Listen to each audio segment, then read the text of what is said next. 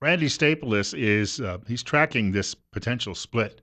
Well, I don't even say potential. There is a split now between certain members of the Republican Party and the leadership in Idaho over the backing of Donald Trump, and it seems to have quieted down somewhat in the last few days. But that doesn't mean that it's not simmering. We just don't see it publicly. It's 8:44. Randy will be joining us from Idaho Weekly Briefing in just a moment. It's 43. Excuse me, 47. No, 43. All right, so we have had a bit of a change in the air in just the last few minutes. Just a quick note.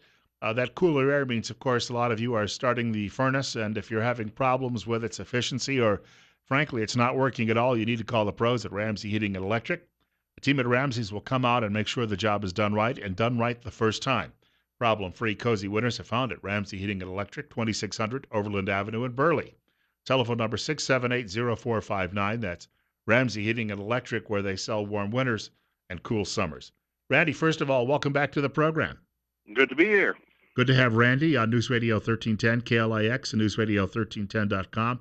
A top story with Bill Colley today. And we were talking off air about how I had heard that as many as 8 county committees additionally would get on board with Idaho County and essentially denouncing Mike Crapo for backing away from Donald Trump. But that was talked about, and then suddenly things went very, very quiet. So somebody somewhere, I think, is putting the bite on the county committee, saying, "Look, you can have your disputes under the radar, but don't air this in public."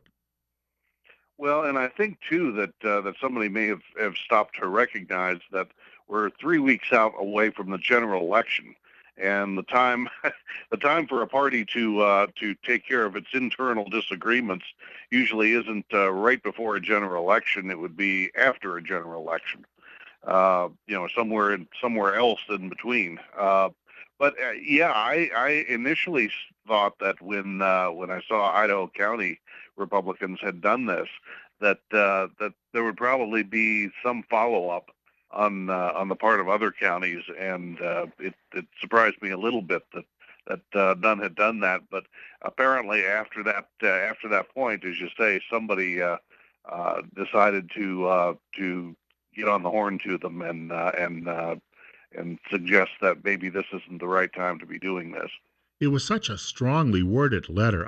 That was the other part that got my attention. It might be one thing to say, we disagree, we're going to be withdrawing our endorsement, but when they said they're going to be pulling up the yard signs, uh, I was floored by that, and it just shows you that somebody really had their blood boiling. Well, so it shows the intensity of this. That there are a lot of people out there who see the election in absolutes, and which gives a lot of people, I think, kind of cause for concern about what's going to happen now after on November 9th, after Election Day, and how will people react. Traditionally, ordinarily in this country, and I would certainly hope that it'll be the case this time, people see the results of the election and they accept that and they move on. And then if they didn't like the results of the election, then they start to get themselves organized to change things next time. But it may not stop there this time. There's at least been some talk about that, and certainly Donald Trump has made a few allusions to some of those kinds of things. Do you think that, I mean, I'm looking at this from my own perspective as a Republican, and I think that you've got a lot of people out there who've already made up their minds. I'm not sure that Crapo withdrawing that endorsement has any impact overall on anyone. I think you get In it terms of the election, right. in terms of the presidential election this year, here and now, no, probably not. It probably, I don't think by and large that local elected officials making endorsements one way or another, even much earlier in the race, tends to have very much effect, just as I don't think by and large newspaper endorsements do either. When you look at toward the top of the ticket, people have a pretty good idea of who the candidates are for president, and whatever they know about them or choose to think about them, they generally make up their minds much earlier in the process. Not very many people do this late, but it's also true that in a case like this, that officials and other people will be tagged in time to come with sort of where did you stand in 2016 in the presidential race. Who were you with? Who were you against? And you may be defined by that.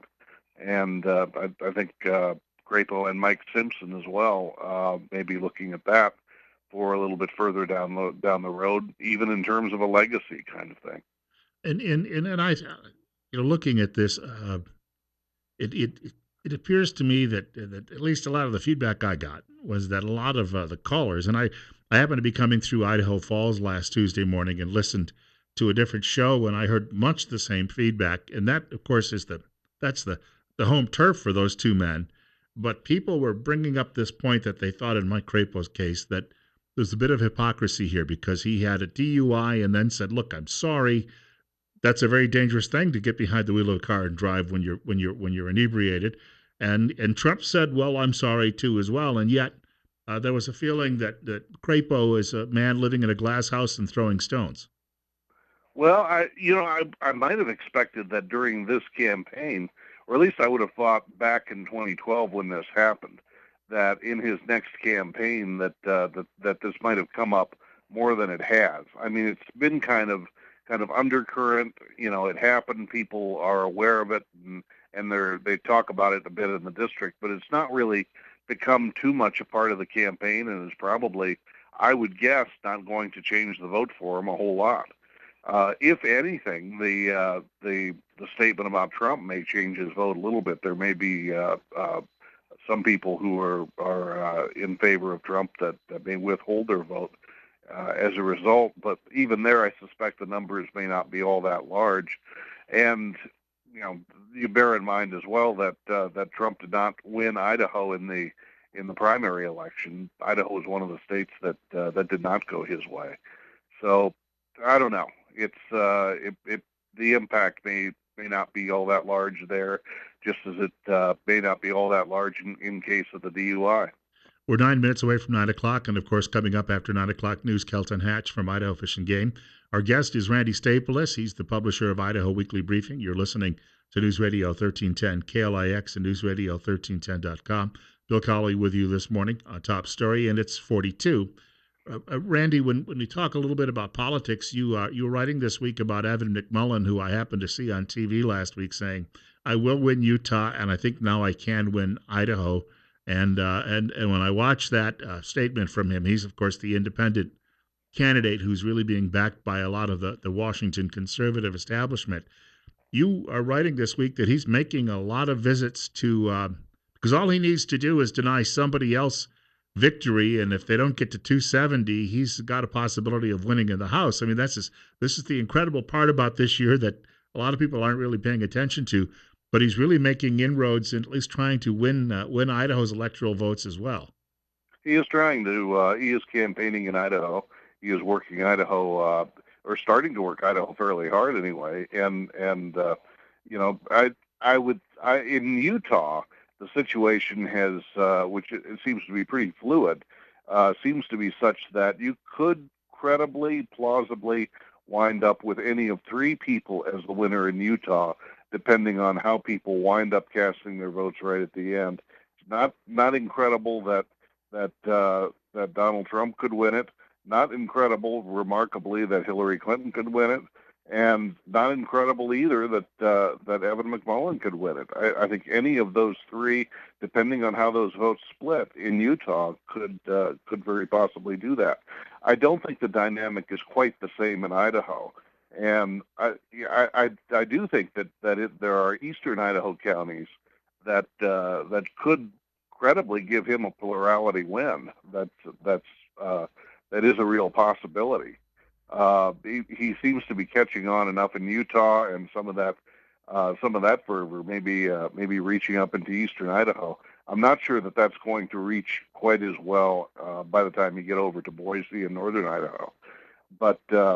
He certainly seems to be having some effect. We have an opportunity, obviously, to bring him in studio because he doesn't live that far away, and his campaign said they'd love to have him come by. So I'm going to try and twist your arm if we can get that set up if you're going to be in the area to sit in with us that day. Well, we'll talk about that. That could be a possibility. You never know. I think that would be great. We could have a kind of a whip around here in the studio with people asking him questions on air and off air, or rather callers asking him on air. It's 8:53, and Randy Stapilus is our guest. And Randy, for people who would like to actually take a look at the weekly briefing, where would you send them? I would send them to www.ridenbaugh.com. That's RIDENBAUGH. Speaking of sending people somewhere, the governor is on his way to China for a trade mission.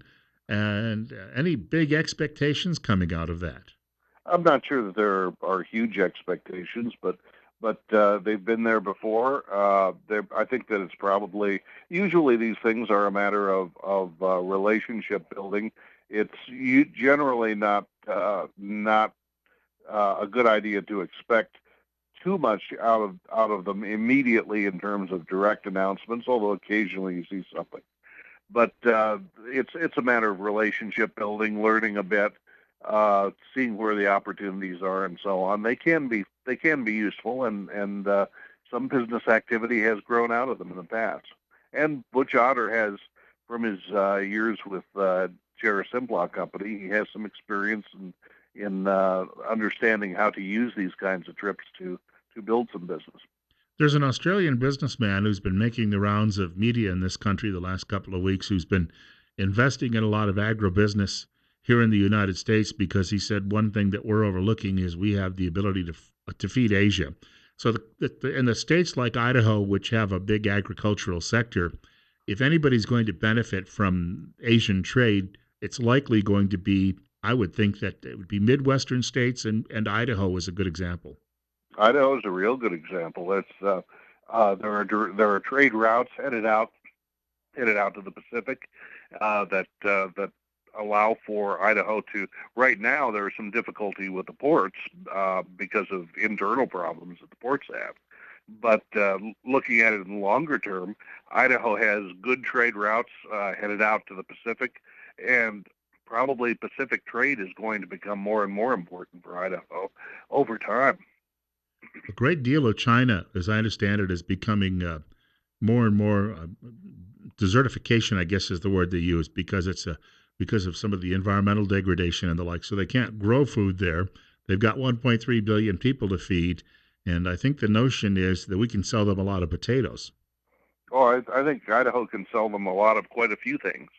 Uh, when you look at everything from everything that's dairy or cattle related to onto yogurt, and which actually has some relationship there as well, to a whole range of other crops. I think there are quite a few possibilities there, and it's well worth reaching out to Asia, to China, and some of the other fast-growing countries in that area as well. I know when I talk to people about the fact that we have our two U.S. senators who are behind the TPP, for instance, I tell them one of the reasons they are is because, unlike a lot of states, Idaho is one of the few that would probably, in the long run, we can't say few, but we understand that Idaho, right off the top, would benefit because of the products it sells.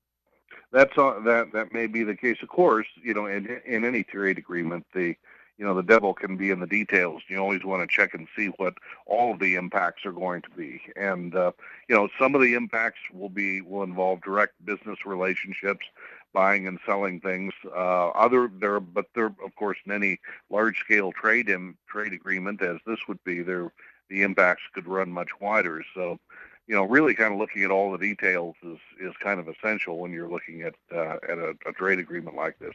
Overall, a lot of Idaho's prosperity is probably going to be tied to trade, but it depends to a degree too, on how good the agreement is.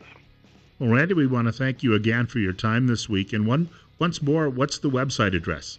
It is www.ridenbaugh.com, RIDENBAUGH. We look forward to speaking again next week. Good. We'll talk to you then. Take care, sir. Randy Stapilus joining us this morning from Idaho Weekly Briefing. Coming up next, Kendall Hatch. Did I get that right? Kelton Hatch. He's a big guy. He's not going to be happy about that. Kelton Hatch joining us in just a few minutes News Radio 1310, KLIX, and newsradio1310.com. I went to school with a Kendall, who is also a big behemoth, too. So sometimes when the dementia sets in, you just can't get it straight. It's 43 right now. Bill Colley with you. Network news from Fox on the way at 9 o'clock right here on KLIX.